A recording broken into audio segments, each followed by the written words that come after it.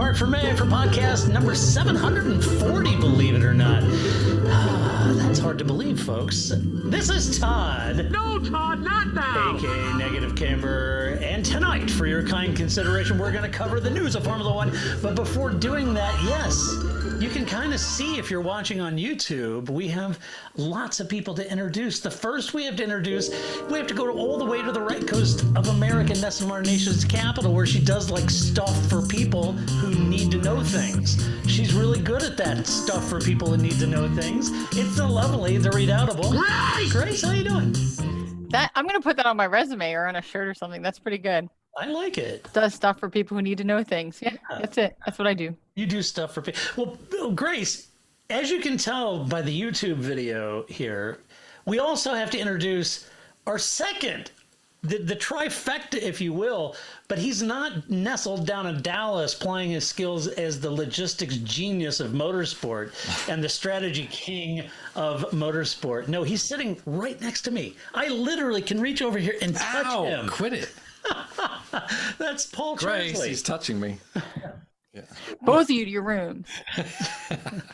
It's amazing. Paul is in town, and so he just said, look, I'm going to be in town. You know, you got me for about an hour, dude. So, you know, if you want to do it, that's it, man. Make it snappy. Otherwise, I'm like Lewis. I'm off to my house in the Hamptons, and, you know, that's how motorsport people run. Yep. He has the outfit for it, so. Yeah. The Lewis outfit, you think? Yeah. He'd be lucky to have a shirt like this. Yeah, this is the part of the Paul Charsley collection from Tommy Hilfiger. Yes. Yeah. Me, I'm wearing something right out of the David Niven's collection, Jacques Pinier, the beach loungewear for the weekend. I don't remember David Niven wearing anything like that. No. He was look good, though. He did. He was a very he did smart look fellow. good. Yeah. He's a very handsome man. Very. Grace. So, Grace, there is some Formula One news, and I thought it would be fun to have you and I talk like we normally do, but have Paul along, because Paul, unfortunately, feel sorry for Paul, because he's normally relegated to race review podcasts only. He doesn't get the fun of Albon's Cats and all the other things that you and I do. So, Paul. I listen on all the time, and I'm just like, if only I get that chance, that one big moment, that chance. I know. So, It's so much. It is. And so, Paul, now's your chance. Just start saying some funny stuff. Macadamia nut. Which is a nut. You quit naming nuts. So anyway, Grace, how you doing? You doing all right? Everything's up on the East Coast. You're keeping the capital together. Everything's going. That's a big task for one person. I don't think I can barely keep my own life together, let alone the whole capital, man. Okay, well, I guess Someone's got to do it. I guess I have very high expectations for you. She's drinking. That's a very big glass of wine. It's a very big glass of wine. It's a very reasonable glass of wine. It's a big glass of wine. It's a little wine in a very big glass. It's a red. You have to aerate. You have to have a big glass. No to that. But Yeah. I don't get it. Yeah. You know, fill it all the way to the top. She's I like, ordered an actual glass of wine, not a smidge of wine. Take the box, just put the tube right in there like a Camelback, right? Why even bother dirtying a glass? Yeah. Oh, why not have a Camelback? That'd be good for you in the pit lane. But Yeah. true. That would be good. Probably frowned upon by the IMSA folks. If you drive, never drink. Out. Huh? If you drive, never drink. Yes. Right. Jackie. Yeah. Yeah. So, all All right. cool strategy on the pit wall after a couple. Bet. There's only 3 laps left. Screw it. It doesn't matter. Just park it. Have a wine. Yeah. Box. What's the third one? Yeah. Right. Oh, boy. Only change the left front tire. They'll throw them off. That's right. Yeah. They'll never understand the strategy now. So, Grace, got some bad news for you to start this podcast off. I hate to be the one to tell you this, but Australia is out.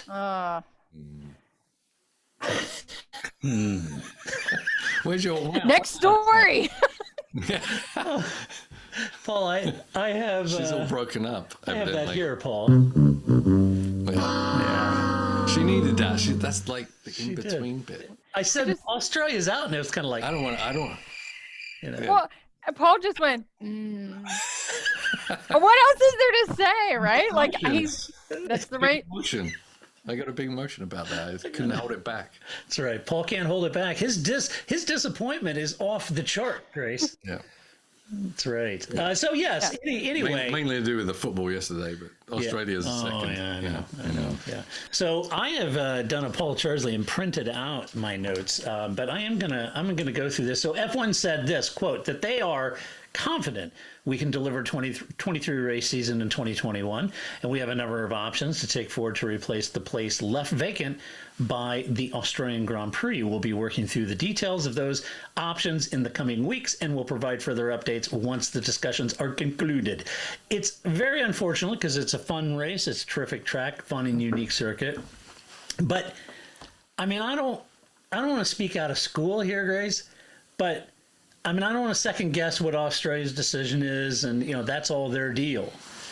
But I will say that a country where every single animal, insect, reptile, and fish is out to kill you, I was kind of hoping they could muscle it up and get through a Grand Prix, But rise above it.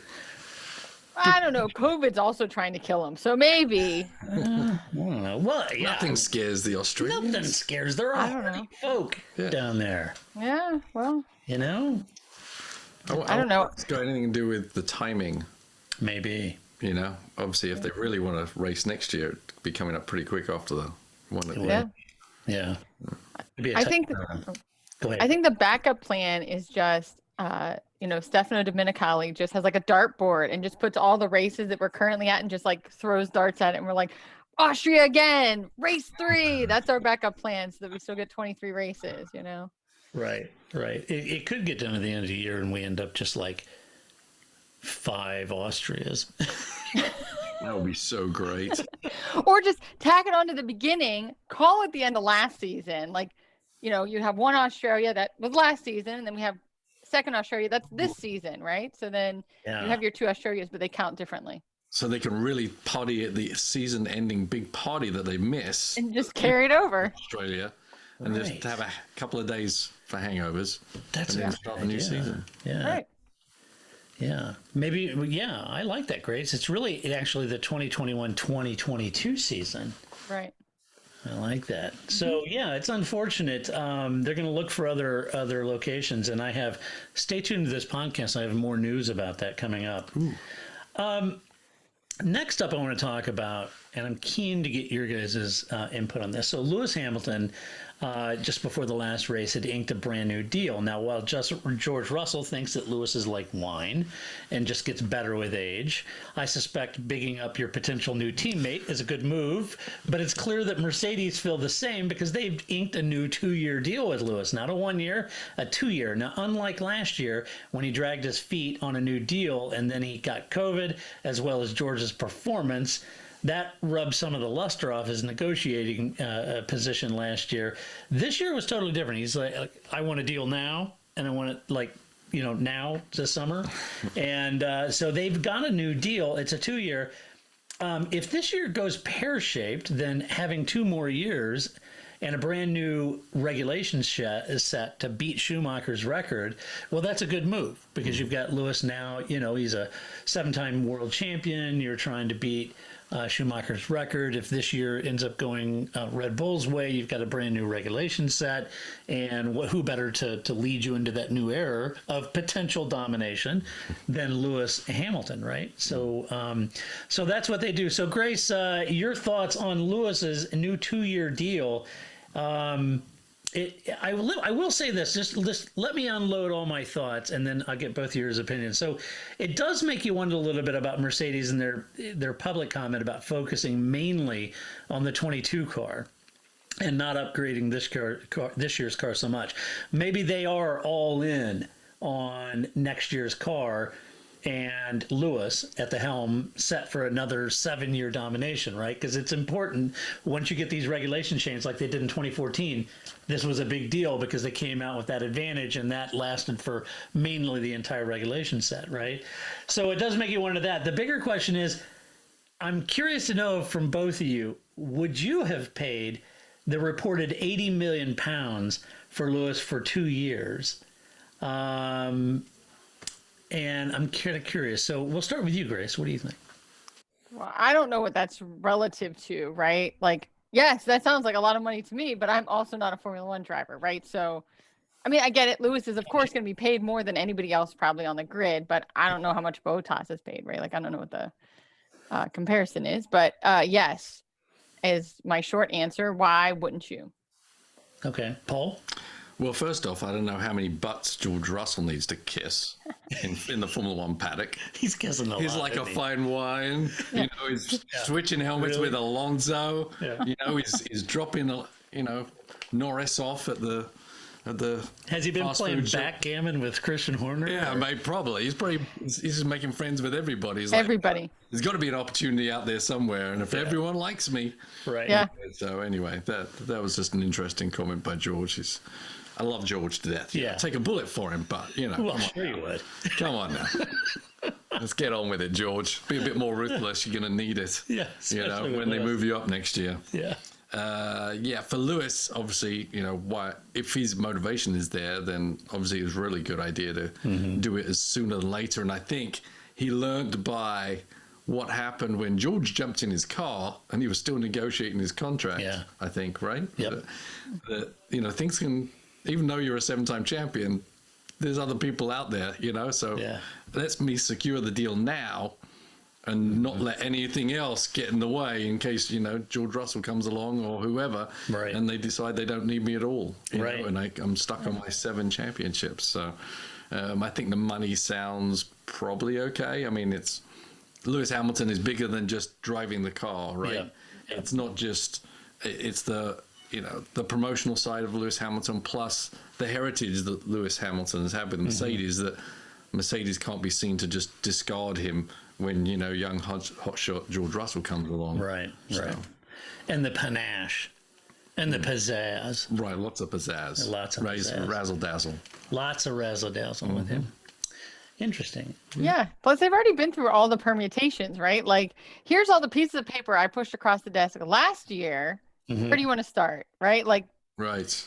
What other demands could he have that they haven't already talked about? Like, I could see that part of, which I think Toto said, like, we'd already been through this. Yeah, right. So it made it faster this time because we'd already been through all the paper pushing the first time. Right. Yeah, I don't think I would have paid $80 million. No. Yeah, as I say, I mean, not literally just to drive the car, but I think there's so many other ramifications underneath that probably makes it reasonable for a company like Mercedes. The one thing I didn't see about that, he was kind of keen to want to do a driving / like post-driving sort of thing, Mercedes. And I didn't, that was last year, you recall. That's what he wanted to do. He wanted to sort of be like a continuing brand ambassador after he got out of the car. And then he said that again kind of earlier this year as he's going in these negotiations. But I didn't see anything about that. I think maybe he's found out he doesn't have as much pull to just literally have them spend that kind of money on him after racing. They're paying him to be a racing driver. Yeah, because that's kind of, I mean, that gets into FU money, know? Right. Yeah. So how much would you have paid for Lewis? That's a good question. To me, you've got a complete regulation change. So when you're going through something like that, having Lewis there would be really, really important for that big regulation change and having that history with the team and the car and everything else. So I could see that, and I could see paying him quite a bit. If that's the right number, and that's just the rumors I've seen, which is 40 million pounds a year. I don't know. It seems expensive given the options that you might have. Right, but think about this year's been a bit different, where Red Bull and Max Verstappen are actually beating Mercedes. Yeah, right. Right, so it's not like, we just put another guy in the Mercedes car and we just keep winning the championships. Now they've really got a fight on their hands, and they need Lewis Hamilton. They do, because he's the kind of guy that'll dig super deep. Right. I mean, they need him. His guidance experience. They need someone else other than Bottas, I'm pretty sure. But there's no one that's going to slot right in there and take that team and take the fight to Max right now. So. That's true. And you wouldn't want him to go somewhere else either. Yeah. right? You know, like, Yeah. you could see Red Bull being like, Max Verstappen, who, whatever, Lewis, we love you, right? Like, there's Yeah. also that component of it too. You would just want him to retire, not go to another team. You see that, Christian Horner going, come on, Lewis, come on, sit down next to Ginger. You know, we're going to have some dinner. Yeah. Exactly. Welcome. We know that he is his kid's favorite driver, so why not? It's true. Yeah, that's Come right. on over. That's right. Yeah, it's all good points, and it makes all the sense in the world to have him there, especially through a regulation change. I'm trying to parse through the cost cap, which driver salaries aren't in there, but Right. this doesn't have that mad Mercedes money behind it anymore. They're a minority. A third of them. Yeah, it's a third of it. So it's really out of Toto and Ineos. Now if Ineos said we'll cover his salary, then yeah, okay. But I have to think that they're working on a much more limited well of cash than they have been in the I past. would say. I mean, I don't think probably that money is the most money is made race driving for them. Yeah, it may not be. Yeah. May not be. Yeah, that's where I think it would be interesting to see what other teams spend, on this, outside of Ferrari, right? Like, because that's like part of it. Like, oh, Ferrari spent less money this season. What does that mean? It's still probably like 7 times what Williams spent, right? So I don't have a sense of what relatively. You know what Max is getting paid. Yeah. That's a good point. I don't think it's 40 million I don't think it's pounds a year. No, but it lot. would be.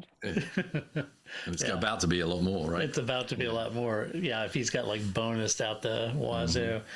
Let's see. In other news, the FIA's new sprint race set for the British Grand Prix, Paul. I'm excited. Was that sarcasm? Oh, I never. Paul's excited. I don't know. Did you get a whiff of sarcasm there, Grace? Again, it was similar to when you said, "What about the Australian Grand Prix?" I also found a tinge of sarcasm in the noise that he made, right? So I'm just. Wow, you see me. It's like I don't know. You see me like a glass of water. Just see right through me. He's right through. Well, I agree. I agree on both counts actually, but I definitely agree on this count. I hate this whole sprint race idea. Ah, boy. You know, I hate more that the poles are going to be counted for the sprint race win. I've got more problem with that than the sprint race himself, quite honestly. Yeah. Because it's like a pole qualifying is a whole different discipline. I think I said that in the last podcast. And you're still having a qualifying, so why can't that still count as poles or not poles? Right. A race is a race, and a qualifying is a qualifying. They should be different. Right. The qualifying. I'm fine seeing a qualifying race and see what happens. And you're fine giving out points for the result of the top 3 of the qualifying? No. Okay. Well, let me. Is that what they're doing? Well, here's. Good God, man. Get your whiteboard ready. Here. Well, I've got points some mean notes. prizes. Yeah. I've got some notes. Okay. So F1 will premiere its new sprint race this weekend, the British Grand Prix, which features a 100-kilometer. What is that? 100 kilometers? Is that like 2,000 miles? What is it? Yeah, roughly. Okay. So 100. Sorry, I'm on old money over here. 100-kilometer race on Saturday afternoon in lieu of qualifying, Paul. The qualifying session will now move to Friday evening, and the result of that session will set the grid for a 17-lap sprint race on Saturday. The result of the sprint race will then set the grid for the British Grand Prix on Sunday.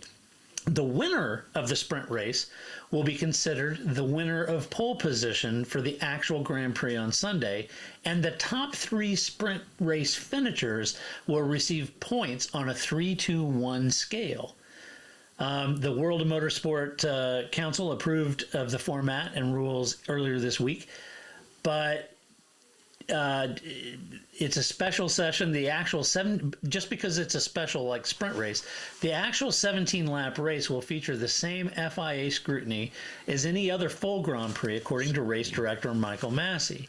That means that such things as penalties, on-track incidents, and other infractions will be treated just the same as it would be during a Grand Prix. Here's what he said. If we find an incident that 2 drivers are involved in the Grand Prix here, we can apply a grid penalty for the next Grand Prix. So grid penalties and time penalties for driving infringements and so forth, those penalties will be applied. The rest of the regulations regarding power units and so forth, which is subject to approval from the F1 Commission and the FIA World Motorsport Council later this week, but they will be applied in a different way and focused on the race. But things that affect your grid starting position will, from the perspective of a driving infringement or anything like that, will be applied either as a grid or a time penalty at the time. Got that? Yeah. Did you get all that, Grace? Oh yeah. Crystal clear. Good stuff. We're still going to be excitement. Yeah, the stewards are going to be just as on top of their game for 2 races as they are for 1 race. Yeah, Derek Warwick is going to get double money, That's right. double the penalties. You know what's better? Going into a weekend and having a weekend of inconsistent stewarding calls, what better to do than to double down and give Right. us what we just want more of that. We want more of We that. loved it so much in Austria. We want right. more. You know what they should be? They should do the opposite. Like they should just be consistent within each race. Like so, sprint race, if you go out, I'm just going to turn 9, that's a penalty. But in race 2, turn 9's fair game. Do what you want. Right. It's perfect. I don't know. I guess the points, I don't know. I don't know what you think about the points, Grace. Maybe at this point, points have been so screwed up and have no history or anything to work from. Maybe it doesn't matter. Give them 300 points for it. I don't know. But I mean, I guess they have to do something for the sprint race because otherwise, why would you bother, right? yeah, well, to get your qualifying position. But if they're not giving points away for qualifying now, why is when this race is all it's doing is setting the grid for a Right. taking the place of a qualifying session? Why is it any different? Right. So you basically have 2 qualifying sessions in a sense, right? Because you're qualifying on Friday for Saturday, and Saturday qualifies you for Sunday. Yeah. Yeah. And other than it's more wear and tear on the car and engine. Right. And So parts. wasn't there some talk about how the engines? Because they got Yes. the limits on the engines or something. Yeah. It looks like maybe they're going to vote this week on that and what that would look like. Because that would be my first question if I'm Toto or Christian or Right. anyone really. Even Gunther, I'd say, okay, well, qualifying is qualifying. But if we're going to run a whole 17-lap sprint race, do we get more than 3 engines a year? Right. Do we get a special sprint race engine, or how does that work? Right. And if you're at the back, do you even run? Yeah. Right. Right. Right. Right. You would if it was reverse grids. Now that's a smart idea. Yeah, that turned out real well. Yeah. Yeah, I don't know. I mean, it's still just some way that if you just focused on what you're already doing and made that better, then you wouldn't need these kind of shenanigans to make it seem better. I just wonder what they're going to get up to in this qualifying race. What was it Lewis was saying? He thinks it's just going to be processional because no one's want to risk the car, which Right. is true. No one wants to risk the car. And Right. as we saw with that qualifying format they came up with a few years ago, you know, the teams will figure some way of screwing it all up, make it really silly. What I think they actually need to do is bring back Pastor Maldonado or a similar driver and just randomly pick his grid spot. So after everybody qualifies Friday, shake a bag full of numbers, pull it out. Now he's P6. Just stick him in there, and that'll make it interesting, right? Like just. What car should he drive though? Stick him in his own. Haas. Put him in a Haas. That's great. Yeah, just stick him in there, and then that would spice it up, right? Then you'd have this total random element of where will Pastor Maldonado be? Right. So.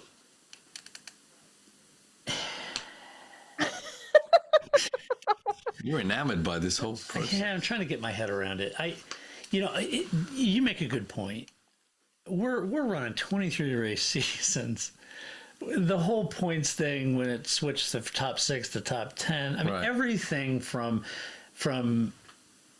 you can't get that protective about the point concept or even totals and The historical stats it's all gone. mean nothing. Yeah, they mean nothing. They really say, well, yeah, but Nico Hulkenberg scored more points than Jimmy Clark. Yeah, and it's like, well, yeah, it doesn't matter. So yeah, so why not give him points? What the hell? Who cares? It's a sprint race. I mean, Let's look, go. it's funny how much the 1 point just for the fastest lap has become a bit of a thing. So I don't know what they're going to do for 3 points. Yeah. What would you do for a Klondike? I mean, 3 points, Grace. Car acrobatic team, right? Like, again, just like all in on the shenanigans is what I think they should do on Saturday. Yeah, I think what you're going to see is the front runners aren't going to fight too hard. But you're Right. going to see some people in the mid pack thinking they can jump a couple of rows. Yeah. This is their chance. That's where the fire's going to be amongst the Haas's and the Alfa Romeos. Yeah. That's a good point. Yeah. It's a good point, Paul. Thanks. I'm glad you're here to make it. Well, you know. Or more like, or maybe like the Alpines or somebody that's a little more mid-pack. Yeah, Right. but you know what Ross Braun said this week about the sprint race? Life moves pretty fast. You don't stop and look around once in a while, you could miss it. Wow, he's really lost his British accent. He sounds so young. He does. Ever since he started working for the Americans. Yeah, he the just American went to company. hell. I don't know what he's doing. Yeah. Living in Brooklyn or something. No, he's living in Chicago. Chicago. Chicago or whatever. I can't tell you Americans' difference. Yeah, I know. It's crazy. You all sound the same. No, he said that he thinks all the drivers are going to really go for it. Really? He has to. What is he going to say? I think it's going to be, a half-assed race, and nobody's really going to give a shit except for Alonso. He's not going to say that either. He has to support it, even if he thinks it's a stupid idea. You're right, Grace. I think Stefano was sitting over there, with Venmo, sending him, okay, here's $500. Hey, you know what Ross Braun also said? What? No more DRS. Exactly. So I don't believe a word the guy says anymore. True. No matter what accent he's talking in. Yeah, we gotta get off on. We gotta move off of this, or I'm gonna get upset, and you won't like me upset, Paul. You have to spend the rest of the night with him, so I'm fine if he's upset. No, I gotta go eat tapas with this guy. Yeah, he's going to really take it out on the waitress. He's going to throw This- the dirty fork. If you put the fork you put in your mouth on the group plate one more time, Charsley. That's right. Hey, in We'll get sad back. news in Formula One, Carlos Reutemann passed away. He finished. If you're newer to F1, Carlos Reutemann and Paul, Carlos Reutemann's career. Talk us through it. I mean, he was always on the cusp. Yeah, And 1 year he was really. he was like second. He should have won the championship. Right. But unfortunately, in the last race, I think it was Caesar's Palace, where he just had to kind of finish in the top three. Was it against PK? I think so. And he kind of just lost the plot, and I think the pressure got under him, and he just kind of drove around at half speed and ended up losing the championship for it. Yeah. He was always like a Gerhard Berger type talent, where he can win races. He's for a team with a real big superstar. He's like a great support artist. He didn't play number two fiddle very well, but he was all, he would really boost, a 2-car team if you had Carlos Reutemann on it. Yeah. But I said he had one opportunity probably to win the world championship. He drove for some great teams for sure. Yeah, well, for sure. He finished runner-up, as you mentioned, Formula One championship. It was Nelson Piquet in '81. After coming third in '75, '78, and '80. So I mean, he's He was there thereabouts. Yeah. He left the sport abruptly after the Brazilian Grand Prix in '82, having raced in 146 Grand Prix, 12 wins, 46 podiums. I mean, that's nothing to sneeze at. No, it's all. Bit of an enigmatic character, I would say, in the F1 world, and considered the second best Argentinian driver behind Fangio. And I'm thinking, well, who wouldn't be? Right. So I don't know. I think that's actually high praise, to be honest with you. Yeah. He finished racing, and then he really got into politics. Yeah, big time. Yeah.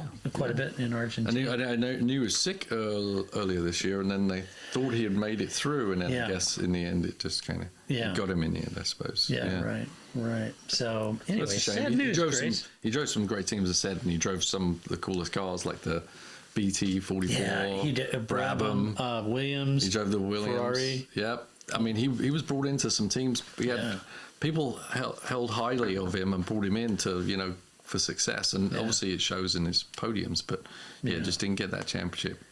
Yeah. So our condolences to the Reutemann family. But Grace, a little before your time. Yeah. Watching Formula. Yes. I was gonna make a segue, and then I figured I'd wait until we move to a different topic before making said segue. Okay. Don't you have to make the segue in between the topics? Well, I actually was thinking about the tapas, and I was wondering if there were fried raviolis on the tapas in St. Louis. But then maybe this was a poor timing as an opportunity to bring that question up. Carlos Reutemann passed away. Maybe Get some toasted ravioli while we're Yeah, here. let's go. That's how my brain works. I can't help it. I hope It's that. I okay. don't think so. I don't think even. I think it's Italian tapas maybe, but we're going to Spanish tapas, which I think toasted ravioli is out. I don't know. But they do speak the same language as Carlos Reutemann, There you go. or at least Spanish. They're about, thereabouts. Okay. Argentinian version of it. Okay. So there you go. Yeah. So okay, Practice tonight. yeah. Figure out how in Spanish to ask for fried raviolis as your tapas. ¿Qué pasa, amigo? No pasa nada. Yeah, really insult everybody in the place. That's right. Grace is no está aquí.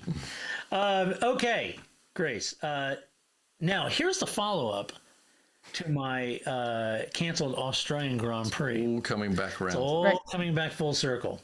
Apparently, Silverstone says they would be happy to jump in and host another race with Of course they would. Australia thrown in the towel and rumors of possible issues with, count them, Mexico, Japan, and Brazil. The Silverstone circuit says they would be willing to host a second race later this year if that would help F1.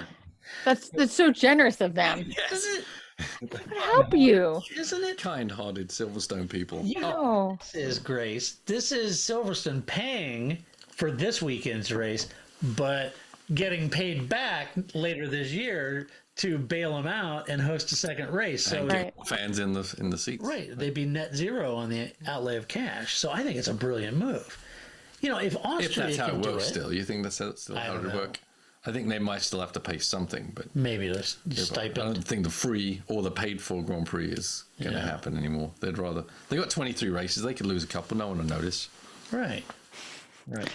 we slept through half of them anyway. It's fine. Well, Grace, they said, if we can help, Grace, you're going to love this. Here's the quote. If we can help by having a race later in the season, then we would be delighted to assist. Formula One deserves remarkable credit that they have completed 17 races last year. I would agree with that. The only global sport to have achieved such a feat. I would agree with that. And I hope they can complete the calendar again. And I would agree with that too. We have not been asked, and it's not a conversation that I have prompted. But if us hosting another race gets the championship to a sensible level, then of course we'll help. There is also some doubt or question about Turkey and Abu Dhabi. Turkey, So that's 5 Abu Dhabi, races. Mexico, Japan, and Brazil. That's 5 races. That's a lot of races.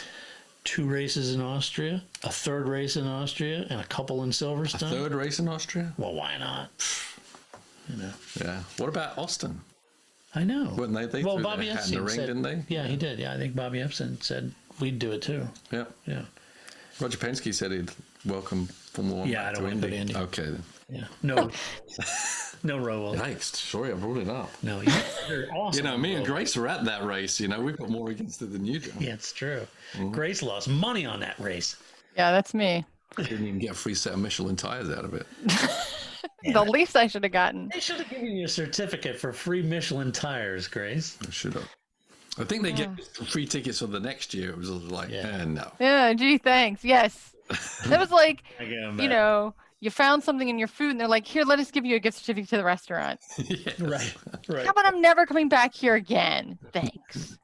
How about screw you, Indy? I'm Yeah. done with you, stupid people. So yes, Grace, they're willing to help. You know, it's awful magnanimous of Silverstone, Grace, and you just have to fess up. I just love that they're like, nobody's asked us. We're just putting it out there. Like, nobody's talking about it, but you know, if you wanted Nobody's to. asked us, and I haven't even brought it up. Yeah. But here I am in the press, Yeah. tell the whole world that we would be happy to. Every time he comes home, did Ross call? He's playing back the answering machine, right? Just again? Yeah, check it. Yeah. Beep, you have 4 messages. Oh, this is Ross. Yeah. Yeah. So apparently, yeah. apparently they're gonna jump in and bail him out, and I'm all for that. But I hope we're not at risk here with 5 races. Yeah. A couple of these. Okay, look, if Abu Dhabi fell off, I'm not sure I'd reach for the tissue box, but I do kind of like me some turkey. Yeah, turkey's good. Well, it's been off, it's been on, now it's going off again. Right. What's going on over there? I love Japan. Yeah. That one I would say is very And Brazil tenuous. can be pretty fun at times. I mean, when you're Well, not having your it's team unique. motorhome robbed and your Right. laptop stolen like Williams. Right, you're not being gassed in your hotel room so they can sneak in and steal your Right. stuff. Or a gun held to your head trying to get an autograph. So did you hear the story that Lando got robbed at the soccer game, right? No, I didn't tell So him. that's what happened. And so when Flip told me about it, I was like, they were just trying to get his autograph. And then I realized I had to tell the story that goes with that comment. Like, otherwise I really just sound like a jerk. But right, that's what Bernie Eccleston said about Jensen Button. Right. They were just friendly fans. So Lando got robbed. Yeah. I mean, he got mugged or his house got robbed while No, he got mugged, leaving the game, getting into his McLaren road car.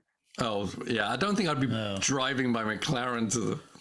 That's You pretty... still shouldn't get robbed, but I hear what you're saying, right? Drive the Civic or something, right? Something to show up to a football game. You don't pull up in a McLaren. Would you roll up in a 720? No. Hopping out with all your gold? No, I wouldn't expect it to be there by the time I came back, actually. Right. He only travels in cars with doors like this, right?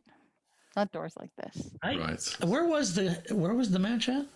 Wimbledon. Really. Wimbledon. It was in Wimbledon, that was another game. I know, that was the old tennis. Yeah. Earlier in the day. Yeah. But yeah. So it was in Wembley. Yeah, it was Wembley, yeah. Oh, wow. Okay. Or maybe it was Italian fans, taking it out on the English McLaren. I don't know why they would, because they won, but... Well, that's what I tweeted. I said, it all comes down to this, and everybody's like, oh, bring it home. But we have this every race weekend, Italy versus England, right? Ooh, I wonder if the Ferrari team are going to put anything on their car. Oh, they should bring it home. Oh, stickers on man. the Ferrari. If I was the Scuderia. But in Italian, so none of us know what's saying. So Grace. Maybe that's what Mission Winnow was all about. Maybe Mission Winnow was really bring it home. Yeah. See, if I was Ferrari, I would show up at the British Grand Prix and I would put stickers on there that says in Italian, bring it home. Oh. Brought it home. Even better. Brought it home. That would be. Can you imagine? Oh, man. And then Grace's Woking folks would go nuts. We thought the beer cans at the Indy Formula One race were bad. Yeah. That would really amp up the whole battle between Zach and the boys and Mattia. We're really delving into this thing. We're really dissecting the sport right now. They should double down on this and just keep that Euro 2021 craze going between Italy and England. It'd be good. Right. All right. Hey, Because it's like every team but 2 against those 2. Right. So Grace, what did he lose? Like his credit cards and his. I know they stole his watch. Oh. But I think it was more just, The watch he wears is one of those Yeah. Oh, would he? Jeez. Well, he pulled up in a McLaren, so I guess he'd be wearing his Richard Mille watch too. Yeah, I think the Mille watch, probably $150,000 watch. So, McLaren's racing statement. Incident involving Lando Norris at Wembley Stadium last night. McLaren Racing can confirm that Lando Norris was involved in an incident after the Euro 2020 final match at Wembley, during which the watch he was wearing was taken. Thankfully, Lando was unharmed, but he is understandably shaken. The team is supporting Lando, and we are sure that racing fans will join us in wishing him all the best for the British Grand Prix this weekend. Yeah. Now it's a police matter, and we can't make any more comments. Yeah. That's a horrible thing So to happen to somebody. stupid. Yeah. Especially Lando. Yeah. Well, anybody. I mean, it's a shock to anybody's system that kind of stuff happens. Well, well, Nikita? Huh? Oh. Well, Mazepan, no, he's probably the guy that did it. Just go over there. I know he's got a good watch. I've been eyeing it up all season. Yeah. I do like that Marzipan is taking it to Gunther Steiner, like the whole top and the fork smash door thing. Like, because clearly Gunther was not okay with that. He's definitely that guy that likes to dish it, but is not okay taking it back. Yeah. I enjoyed that immensely, and I hope that continues because That guy, he needs that. Yeah, Gunther has to. Yeah. He has to because Nikita's dad pays his It's his salary now. Oh, But it's like he trolled the wrong person. Like, sure, you troll Roman Grosjean, who's just a nice guy, and it's like, oh, okay, you're right. I guess I suck. Nah, it was not what Nikita Mazepin was doing at all. You're trolling these guys. You're drinking uranium yeah. in your tea. That's never good. You're walking across the courtyard, and all of a sudden there's a little prick in your arm, and boom, you're down. That's right. Oh, what was it? Yeah, it's not good. No, watch out, Gunther. That's right. Somewhere, troll. somebody was a member of KVD somewhere long ago or whatever. Not that long ago. All right, Grace, hit us with some Albon's cats. Oh yes. Ooh, I know. Paul's new favorite feature. Yeah. So, first on Albon's cats. So I wanted to say that in both of the races at Austria, they did this camera shot through that pine tree. Yes. I feel like they were like, we heard that Monaco's cameramans weren't working so hard, but look at this shot we got. They used it at both races multiple times. This like shot of the track coming through this same pine tree. It was like, oh, it's back. There's the pine tree. I don't know. It was like their shot du jour for both races. That is funny. They kept doing that. I was like, I enjoyed it the first 12 right. times I saw that angle. You know. And then in all this, like all the practice sessions, like they just and they're like taking turns. Move over, it's my turn. I get to do the pine tree shot. And guys charging like $20 for it. Yeah. Okay, Nate, you stand there, take a shot. You get up in the cherry picker, you get to take it, right? Right. I also think from now on, so with all the Stewart's rulings, I like how the like sections are divided into fact, offense, decision, and reason. I feel like this is how I should do all my communications. Here's the fact. Here's what you did wrong. Here's why I decided it. And here's the reason you're doing this, right? Like, my new like, it's probably good I don't have kids, right? Like, I just like, when they get sent to the room, just slide that under their door. Like, here's what you did. Here's the fact. I like it. Here's my decision. And here's why I made that decision. Yes. Right. I was like, oh, that's just a great way. So what they do at the Warwick House. Yeah. I don't know. So then in actual Albon cat news, they got 2 new cats. What? Look at them. They're adorable. A little fluffy gray cat. Oh, they are gray cats. Why did they get 2 new ones? How many do they have now? I think they have like 5 cats, but they also have a donkey and a dog. Like, there's more than just cats. I think they have like 5. But so yes, it's Ducky and Goose. Sounds like hilarious Hilarity cartoon comedy. It sure is. They just need an alpaca. An alpaca, yeah. Or They probably have one. They seem so. There's some actual Albon cat news in the Albon cat section. Well, that's good. He's in like 10 times this year now, so he's got time to go to the shop and buy some more cat. Oh, and then support cat. Yeah, yeah. You might. I mean, a fluffy gray cat would be nice. Russell. You're just like him. Why can't I be in Mercedes? Wow. Yeah. That was passionate. Why didn't Lewis get penalized when I went on the outside? Right. Ooh, yes. Nice. Sergio's not doing that well. This could be his own Instagram accounts. It could be. And then I did also want to briefly, because I know you also watch Hell's Kitchen, and I wanted to see what you thought about the new season. Well, I've got this for that. Do you watch this? No. Oh, you don't know this music. This is when people get kicked out. Oh, okay. Yeah. Is that the same music from the very beginning? I saw it in the first few seasons, and then you just gave up on it. I kind of. Yeah. There's just so many beef Wellington scenarios that I can live myself through. Risotto. Yeah. You're going to kill me. Yeah. Okay. Yeah. No, I enjoy it. And the really bad acting from the people getting fed in the room. Yeah. That's the best part. Yeah. They're getting married. Oh, look, Susie and Joe. You're ruining their wedding with your beef Wellington. Yes, our wedding is really ruined. so disappointed. This is supposed to be my magic day, Paul. I'm beside myself that the red team couldn't get it together. The red team, they all came here having never made a risotto before, as if they've never watched the previous 19 seasons of the show and know that they have to know how to make one. Right. No, I am. Well, I mean, yes. All right. Well, They don't because Top Chef win a also restaurant either anymore, do they? The first episode, I thought the first year of Hell's Kitchen they won a restaurant, and then the prizes now it's down to like $20 coupon at the gift shop. at BLT Steak, right? You become a head chef at one of his restaurants. Oh, you do? Yeah. A head chef? Yeah. Oh. Yeah, and like $250,000. Okay, salary. that's fair enough then. Yeah. I mean, Paul's in now. I'm in. I'm going to apply. I can do a Pop-Tart. I can do a Hot Pocket. Yeah. My wife can make a beef Wellington though, so that's good. Yeah. That's good. Well, here's my contribution to Albon's Cat's Grace. All right. I saw this in one of those British rags over there. And they were saying, hey, here's Lewis Hamilton's spreads. It's not easy being Lewis, because they reported that he has a 32 million pound penthouse in New York on the Hudson, and an 18 million pound mansion in London, and a Monte Carlo retreat as well. Fully expected. Yep. I thought we had a place in LA. I thought he had a place in Colorado.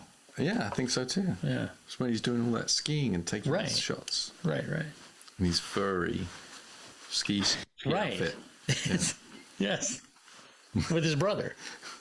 Yes. He's got a lot of houses. He's got a lot of houses. And they're probably valued at very high amounts. He's got a lot of dosh. Yeah. And they all are furnished with some wacky LG appliances. With the LG commercials. Yeah. Have you seen the new Cisco WebEx commercials with McLaren Oh, yes. and Zach? No, I haven't seen that one. Oh yeah, they're great. Zach's like standing at a podium and says, "Oh, welcome!" And he's like, Zach's not going to be an actor anytime soon, but he's like, "Welcome to the McLaren WebEx or whatever." And then it says, "Do we have any questions?" The first question is, "Yeah, get out of the way. Could we see Lando?" And he's like, "Yeah, could we bring Lando in?" So Lando comes in, and they have this whole, well, who's the better fans, the Germans, the English? And then he goes, well, let's have a poll. So they do a little poll in a WebEx, which is like, feature rudimentary How long level is this number commercial? one. It's kind of long. And then at the very end, it just has Echo, let's go racing. I like the clip in the beginning where they have Andrea Seidel sitting on who also can act, right? Like also great. Right. Trying to be really like, Amazing.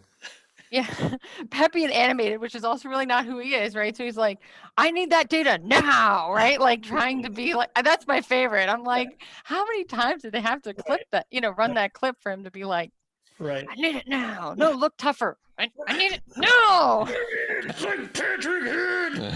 Yeah. Right. So the other commercial is still McLaren, but they got like a woman at one location and like race engineers at the I've seen that track. one, I think. It's like, okay, well, we need the part right now. Okay, well, we're drawing it, and then it's a wheel nut. They're like, everybody's apoplectic on this conference call because they don't have a wheel nut and they're getting ready to box. You might have pulled that out prior. And Hold on, I'm trying to reboot the 3D printer. Hold on. and just FYI, the wheel nuts are already on the wheels when you so Right. They never leave the wheel. Yeah, so It's enjoyable. Those commercials were enjoyable. Not in a good way, but enjoyable. but enjoyable. I got a lot of like entertainment value out of that. All Well, right. especially, I was going to say, because we get more commercials now with Formula One being carried on ESPN, but it's still not a lot of different commercials. So about the third time they show it, I've now created new dialogue for what they're actually saying, right? Like you were saying, get the hell out of the way, Zach. We want to see Lando. We don't care about you. Hey, Paul, notice on this image, the sun's coming out, and I almost have like this halo over me. Yeah, I've noticed it before.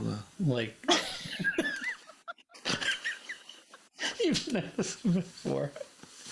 Hey, what the hell do you want for free? Right, it's free. Damn it, free. Podcast. What do you want, man? Yeah, special Is this effects. what you No, we're want? just gonna set up in front of a sun. Come on, Paul, do it with me. Is this what you It's want? what you want.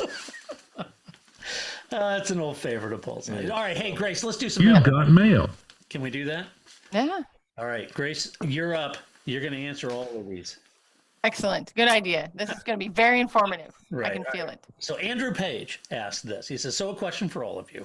Well, thankfully, Andrew, just so happens we're all here. Like most fans of the sports, I spend probably a bit too much time looking out for articles, news segments, and features that have Formula One content in them, then mentally download this, digest it, etc., etc. So over the years, and I'm showing my age now, this has gone from watching the race on a Sunday with my father to reading print newspapers and magazines to the present day, where we have podcasts, 10,000 websites that seem just to repost other people's work, and YouTube that has great content like McLaren Unboxed, for example, and TPF, of course, the Parc Fermé. I was wondering, what are your go-to sources of information that perhaps other listeners do not know about that we may find interesting? Thanks, Andrew Page. That's a great question, Paul. Yeah. I'm inclined to say that don't all three of us just go to the Parc Fermé? Or... Yeah, that's all I do. I write an article. No, I don't really write articles. I was going to say, we don't contribute, but we read it. That's a joke. That is funny. Yeah, that is funny. Yeah, inside joke. There used to be a day that you used to author stuff, and Grace Right. used to author stuff, but those days are long. Gone. It was the comments. I couldn't handle the backlash. I know. Well, And the last straw was the cardboard box thing. I know. I know. It's like, okay, well, I guess I don't have a personality, so I guess I'll just bow out. Right. And I bring it up once in a while that I get all this hate mail and wicked comments and stuff, and then in the reviews it's like, oh, somebody just can't do it. It comes with the territory. It's like, yeah, I know it comes with the territory, but it shouldn't, and that's my point. I'm not over at Autosport. I'm not over at the race website just slamming on people I don't agree with, and it shouldn't come to that. But unfortunately, it does. I think it's also different if it's like what you said about Lewis Hamilton. I don't agree with that, right? That's the idea, as opposed to Todd, I think you're terrible, or Paul, you're about as interesting as a cardboard box, right? Those are different kinds of negative comments. Exactly. Yeah. There's insults and there's constructive criticism. Yeah. As hard as I try. And it's just a reality of life is that not everyone's going to like you or like your personality, and I apologize, but that's just the way it is. But you just keep getting better, like a glass of wine. See how she did that? Not like She's a genius. not like a fine wine, like a glass. Box wine. Yeah, No, a really big glass fine wine. Just filled up to here. I'm like a little bit of red wine in a huge You glass. fill it all the way to the top, because if my Right. Starbucks doesn't come all the way to the rim, then I'm counting the amount of money I'm wasting. So That's right. My glass better be full tonight. That's what I'm saying. Exactly. Andrew, I tend to do most of the reading. So, of course, social media is one place, and all the official accounts, like all the official team accounts, the official Formula One accounts. That being said, look, we've never said that we are a F1 news journalist site. That's not kind of what we are. But I really do like I think there are key F1 journalists that do a fabulous job.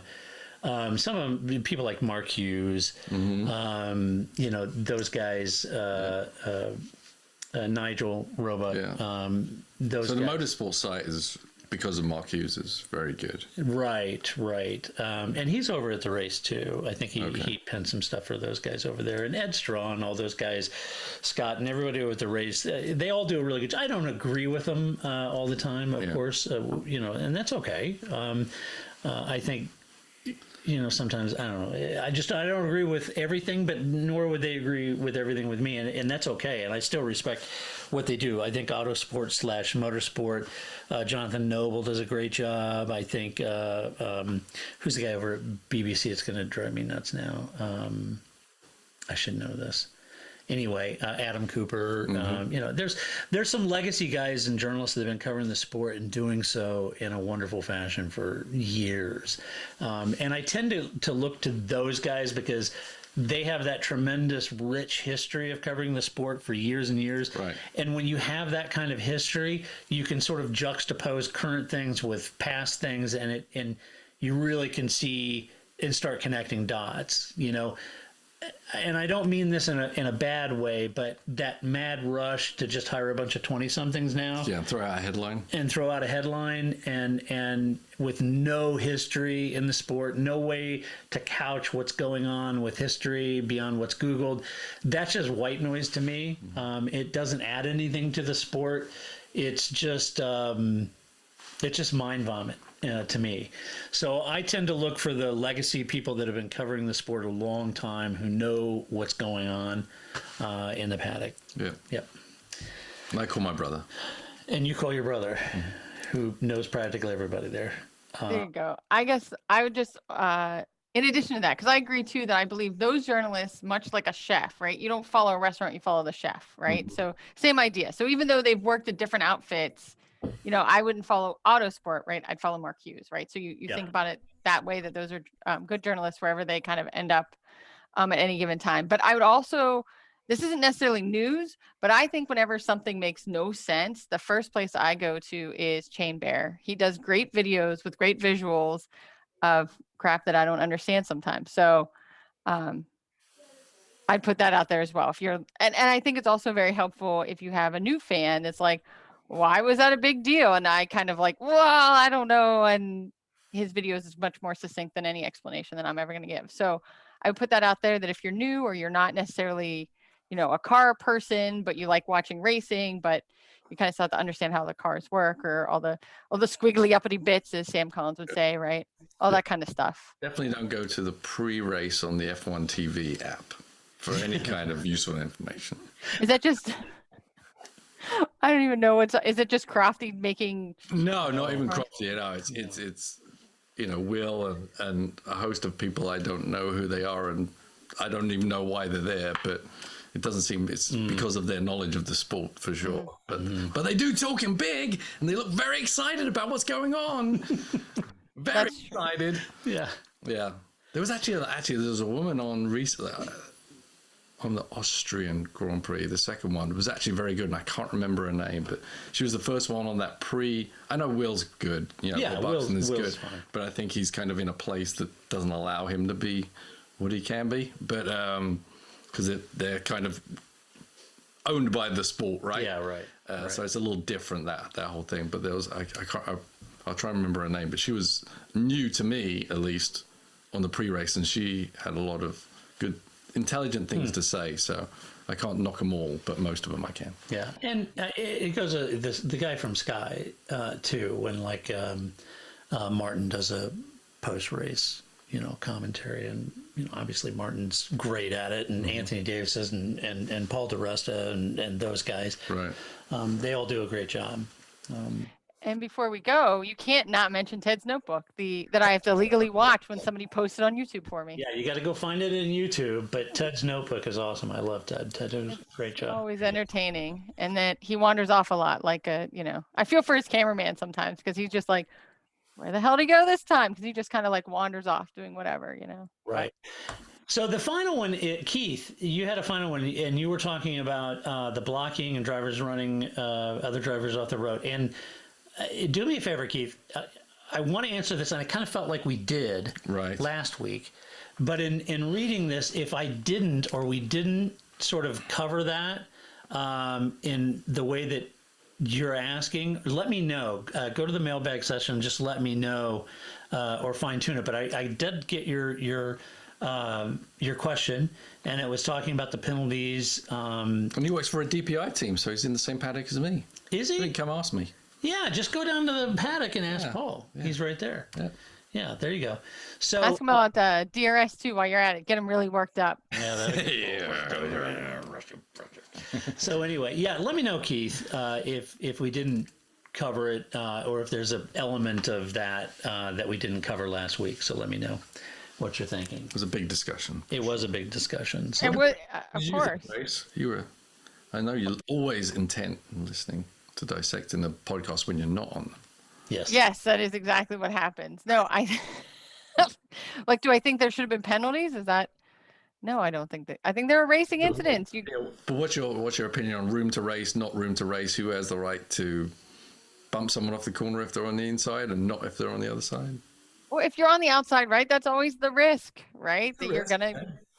you know, that's the risk. But, I think the thing that was interesting is that a lot of, I'm going to just say maybe uninformed or not as, or newer to the sport, like, or just pass them somewhere else. Like, I don't think you understand how this works, right? Like at any track, there is only X number of spots where you can pass them. And it's always a number less than 5, usually less than 3. And so you kind of have to take your moment when you see it. You don't really have the ability to like. And places to pass, and as you say, moments are even fewer and far between. Right. Yeah. So, and like, as they always say, right, catching them is one thing, getting around them is another, right? So I think that the idea of like, well, they just shouldn't have taken that move or they just shouldn't have done that. Like, you have to go for it because you may not get another shot. There's just not that often. So. All right, we got to wrap it up. And I think. does it for, yes, Grace. I'm sorry. I think when the only positive people can come up with is at least they were consistent. That's pretty terrible, right? Yeah, right. That's like not a compliment at all. That is the lowest thing somebody can find to say. He seemed nice. Like that's where that rates, right? Like that's right. All right. That does it for this podcast, but be sure to stop by the website, theparcfermé.com. Just share your opinion with decorum and civility. As always, if you like the podcast, go to iTunes, give us a good rating over there, give us some love, or on whatever podcast player that you listen to. If you listen, you can also see us on YouTube. Because I'm putting these up on YouTube, and hopefully I can get this put up on YouTube. And so anyway, until next week when we come back, Paul and I shall return to review the qualifying race. And that's what we're going to talk about. Let's just talk. Let's just review the sprint race only. Just sprint race only. That's it. Right. It'll be perfect. All right. Until that time, when we come back, this is Todd, aka Negative Camber, saying so long, Grace. See you in 2 weeks. That's it, man. Game over, man. It's game over.